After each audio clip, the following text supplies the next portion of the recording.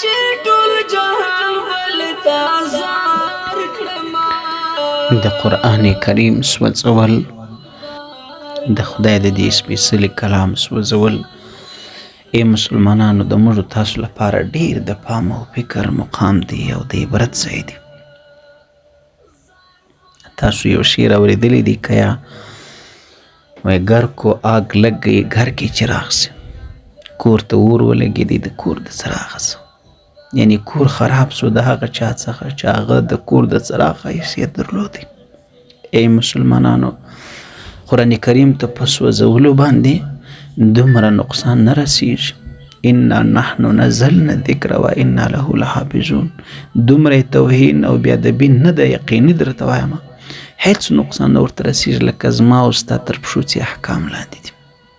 لکه ای د خدای منونکي او نوم اخیستونکي، ای د خدای عاشق او مسلمانه، لکه تا چې شاور ګرځولې ده. ګیله و یې اپنون سی ہوتا ہے، ګیله د خپلو څه کېږي. پردي به څه خیال وساتي چې مسلمانه ستا یې د احکامو سره دغه حال دی، د تلاوت د قرآن سره دغه حال دی. وایي پخوا چې به میلمه راغلی وایي اول به د قبلې پوښتنه کوله او د اوداسه د ځای پوښتنه به یې کوله، اودس ګډوډي به یې غوښتله. اوس د چارجر پوښتنه کوي.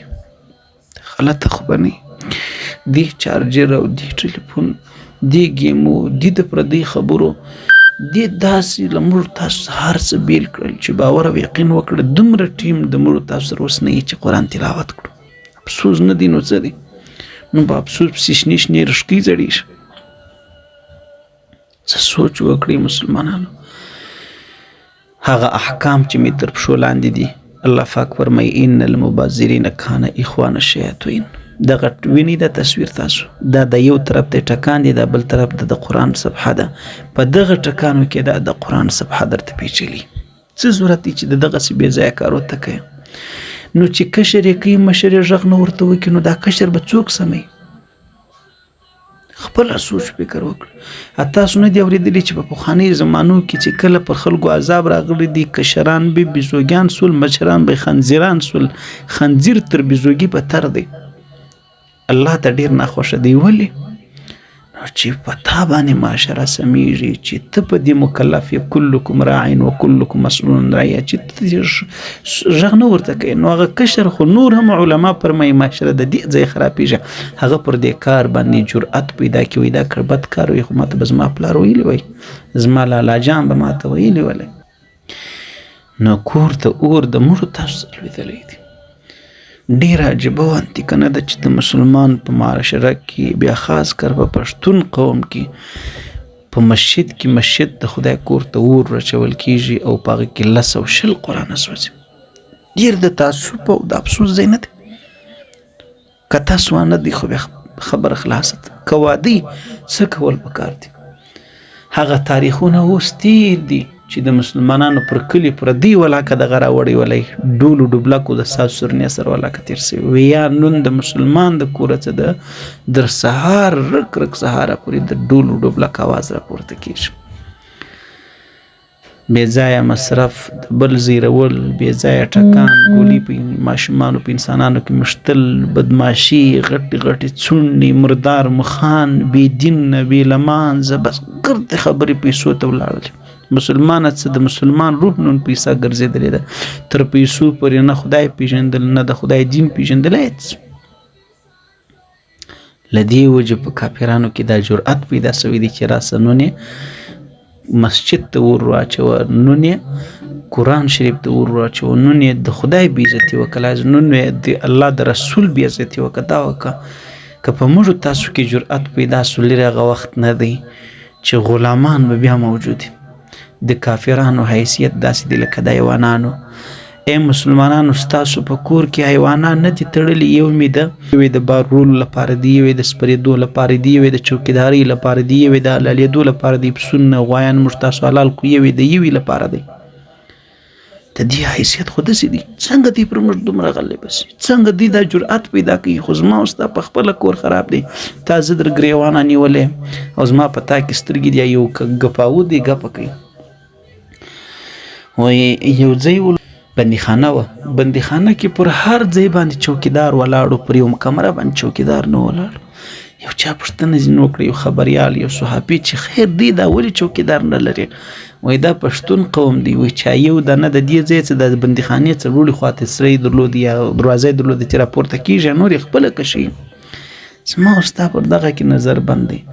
که په موږ تاسو کې جرأت راغلی والله العظیم هغه ورځ نه ده لرې چې د دې ښځې به زموږ ستاسو مینځیانې د مینځانو دور چې ته د خدای د قرآن او د دین سره بې وفا شوې. تا ته په معاشره کې د خدای د دین د خادمانو څه سپک خلک بل نه درته معلومیږي، د قرآن د حافظانو څه، د خدای د جماعتو د کورو څه بالا درته کم او پاته کورونه نه معلومیږي.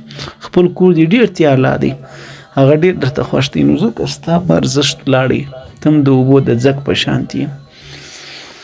الله پاک چې مسلمان ته عزت ورکړی دی د دې دین د اوله سره راواخله، په هیڅ شي نه دی ورکړی، په دین یې ورکړی دی. د صحابو تاریخ پورته کړه، نه خبره نقلونه کوه یا سروزونه اوره یا نورې خبرې کوه یا نور د دنیا خبرونه ګوره، هغه پسې ولاړ شه ورک شه.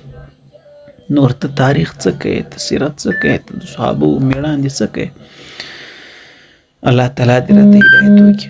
درنو وروڼو، یوه ګیله دا ده د خدای په خاطر باندې لرې هغه ورځ نه ده چې ته دونه بې ارزښته سي د خدای دین تا ته. نو الله پاک هم یو صفت لري، الله صمد، د دې معنا دا ده چې خدای بې نیازه دی. لرې هغه ورځ نه ده چې مسلمانه خدای نکرده بې ایمانه ځینې تیر سي، او لرې هغه ورځ نه ده دا قرآن به رسول الله مبارک فرمایي یا به پر تا حجت یا به ستا لپاره حجت یا به تا خلاصوي ستا شفیګیر بي یا به تا رانسي در ګریوان. موږ تاسو چې ګریوان ته وګورو څه به فکر کوو چې قرآن به راسره په جګړه وي که به مې شفیګیر.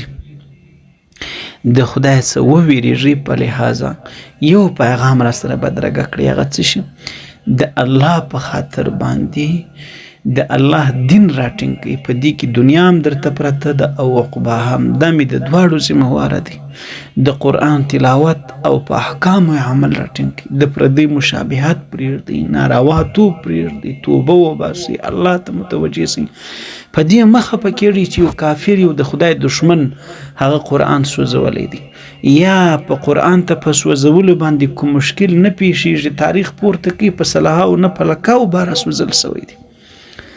خالی انګریز چې دلته په دې ملک حکومت کړی دی، پاکستان افغانستان ته تاریخ وګوره چې قرآن پاک په پیسو راټول کړی دی، په غنمو راټول کړی دی، په راشن راټول کړی دی، بیا یې ګردو ته په یوه پلا قرآن ته ورسولی دی. د دې درې غټ اصول هلته ول دي. یو اصل یې په هغه کې له ټولو نه مهم دا و چې قرآن د مسلمانانو څخه ختم کړي، ورک کړي، د مسلمانانو څخه خپله لار ورکېږي.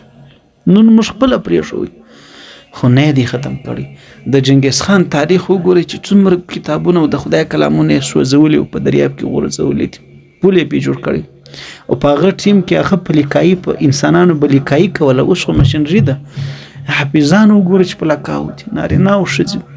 انا نحن نزلنا ذکر وإنا له لحافظون. قرآن ته په سوځولو باندې په الله دې مې قسم که نقصان رسیږي، خو نقصان یې په دې رسیږي چې مسلمانه ته ولې دونه کم همته شوې، کافر دونه جرأت څنګه وکړي. دې موږ ته د دې دعوت نه راکوي چې بیا غلامان ځینې جوړ سي او بیا د دې زنانې مینځانې. او دومه خبره مسلمانه د قرآن لوی بې توهین دا دی چې احکام یې زما او ستا تر پښو لاندې دي. شرم پکار دی. مسلمان یا آزاد د خدای بنده ځان ته وایي څنګه دې مشابهت ته پردي اختیار کړی دي، څه دې پکې لیدلي دي. ته ستا ږیرې ته وګوره، ته ستا شکلې ته وګوره، ته ستا واده خوشحالي غم ته وګوره، ته هرې مسلې ته وګوره. ته د شرم نه درېږي، ته خپل قانون نه لرې، ته د خدای سپېڅلی ښایسته دین نه لرې، تا ته به بل کې ګټه معلومېږي. تر ټولو غټ توهین د قرآن همدغه دی.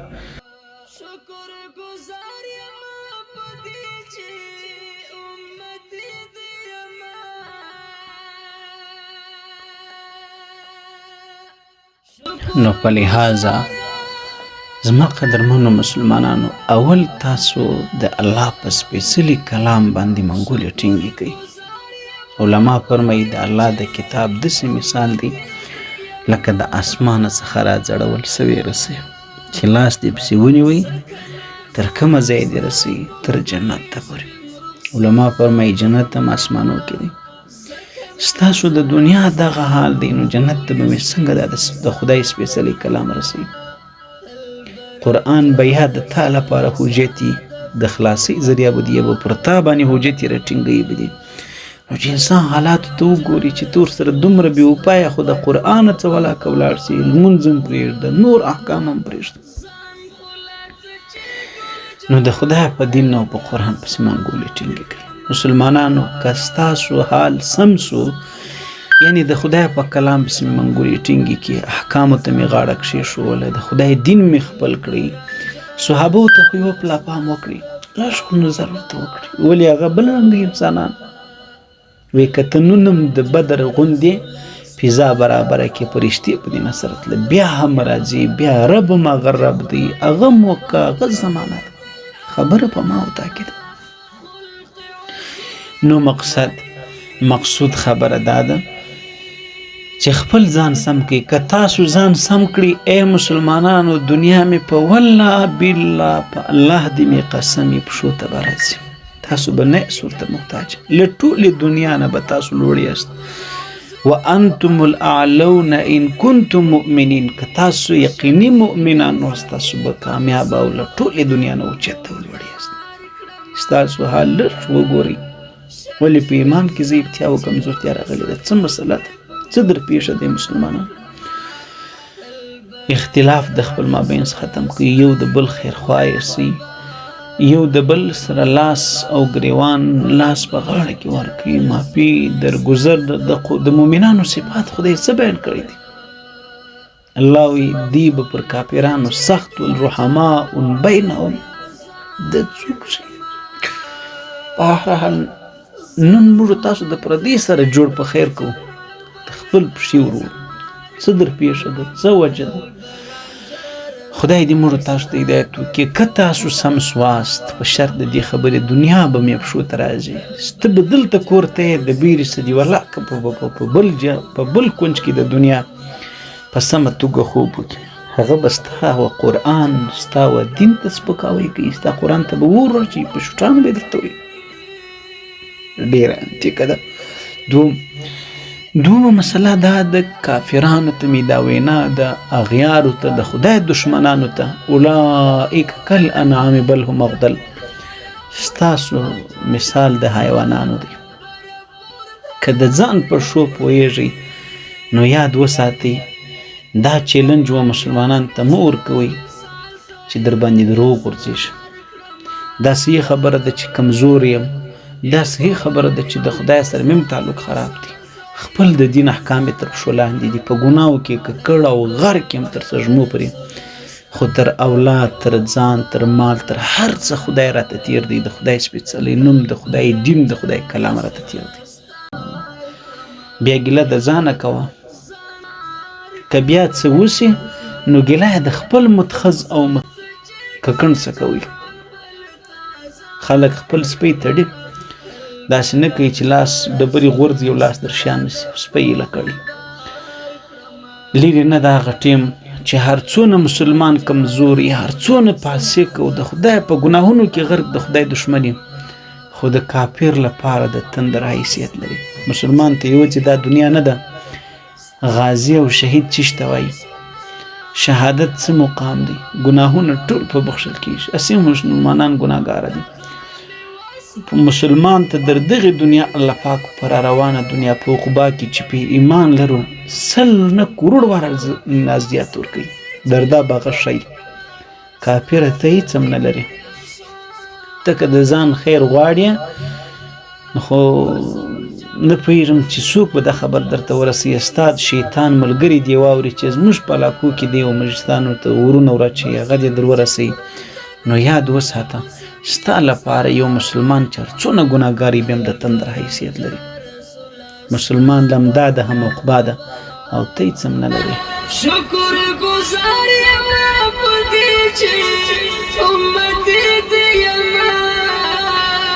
نو اسې ناکه په ناکې ګیټې مه راښوروئ، کنټرول یې کړئ خپل سپی. او که د ځان په خیر باندې پوهېږئ نو بیا هم که چیرته ستاسو په ملک او علاقه کې یو سپی دغه شانتي عمل وکړي، یو د حیوان نه بدتر دغه شانتي عمل وکړي، نو کلکه سزا ورکوئ چې تر څو مسلمانان پوه سي، اسلامي امت په دې پوه سي چې زموږ احساسات نه راپاري. که یوه فلا درته راوپارېدل او یو فلا اتفاق او اتحاد او در باندې حمله سوله، درته په اتفاق او اتحاد سول، نو بیا به ارمان کوئ خو اوبه به در وخت تیري او لرې نه ده، بعیده نه ده، بلکې ډېره زیاته ژندې ده چې لکه الله پاک چې ستاسو خالق د دې دنیا او کائنات زموږ ستاسو چې ستاسو حیثیت په خپل سپېڅلي کلام کې مسلمانان تشولی دي، او تاسو ولې د کلام الله دشمنان یاست؟ د همدې ټکي له وجې اولئک کالانعام بل هم اضل، دغه شانتې به درنه حیوانان نه بدتر څه جوړ سي، مینځیانې غلامانه ذلیله به بیا ژوند کوي، د حیوانانو په څیر په منډیانو کې خرڅیږي او درنه کاروبار به اخیستل کیږي، د حیوان په څیر وبارېږي. په دې لحاظ ګټې مه ښوروئ که د ځان په خیر پوهېږئ.